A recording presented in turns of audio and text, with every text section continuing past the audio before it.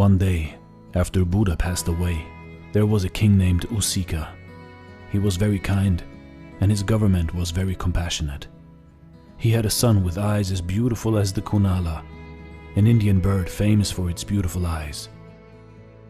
Because the king liked this kind of bird, he named his son Kunala. When Prince Kunala grew up, he was very handsome. His conduct was proper, and he was very kind. King Usika was a devoted Buddhist. One day, the king brought his son to a temple, and he asked a monk named Yasa about the Buddhist teachings. Yasa looked at the young prince and said, "Human life is impermanent. A body goes through the stages of birth, aging, illness and death. And human life is filled with impurity. Who can have the beauty of youth forever? All these are illusions. In the same way, although the prince's eyes seem beautiful, they are actually full of filth and the source of trouble." The prince was quite puzzled. Everyone always praised him for his beautiful eyes, but why would the monk say that they were dirty and the source of trouble? These words kept whirling around in his head. There were many concubines in the king's palace. One young lady was deeply attracted by Kunala's good looks. When she saw him sitting alone in the garden one day, she started to fondle him, trying to seduce him. But the prince was a righteous person and could not agree to such behavior. He pulled himself together and freed himself from her unwanted attentions. Later, when the young prince was old enough to marry, King Usika found a wife for him. When the concubine saw the lover of her dreams married to someone else, she became intensely jealous, and her love turned to hatred.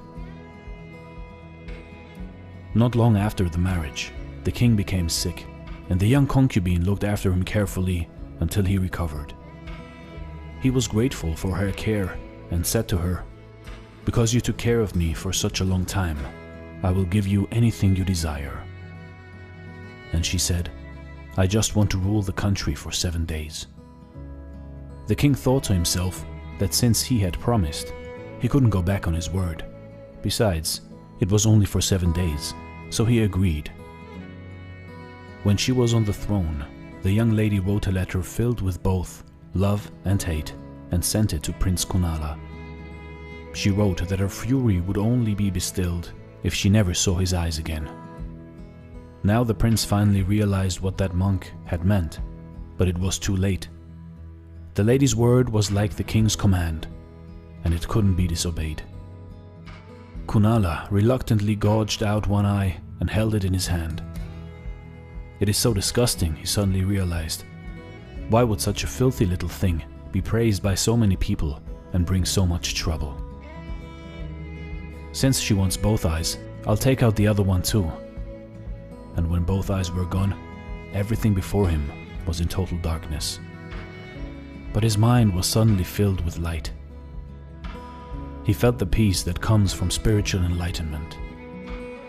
When his wife heard the news, she ran to the blind prince and started to cry and cry. But the prince was calm and consoled her with the Buddhist teachings. Human life is impermanent, so don't harbor hatred or worry, because hatred and worry are your greatest enemies. At that time, a bodyguard warned the prince, "Your Highness, if you stay in the palace, I'm afraid that your life will be in danger." The prince, of course, was already aware of this, and since he didn't want the court lady to continue making bad karma for herself by doing something even worse, he and his wife fled the palace. They learned to play the lute and to sing, and they wandered from town to town, making music in the streets. People would throw them a few coins, and in this way, the prince and his wife were able to feed themselves. A few years later, they happened to come back to the capital. And one day, while they were wandering into the streets alongside the palace and started to sing, King Usika heard the beautiful but mournful songs. He thought of his son, who had suddenly disappeared years before. He told his attendant to invite the musicians to enter the palace.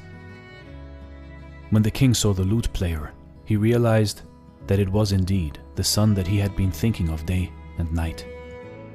When he saw how Prince Kunala had fallen from his royal life and was now only a blind lute player singing on the streets for a living, the king was very distressed.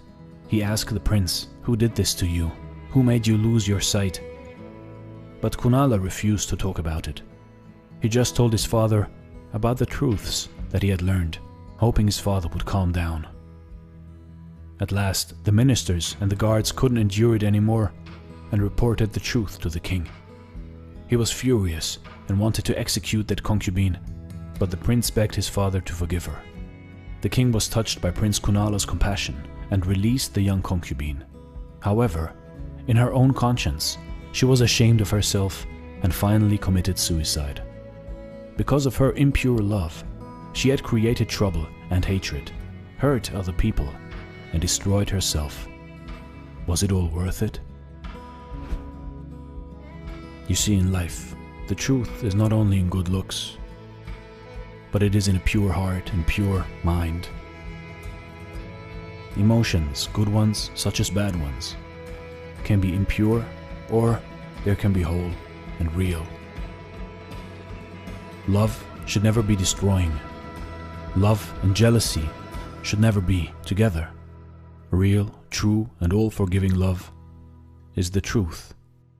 Love that breaks, destroys, and hurts other people is not love. It is something else.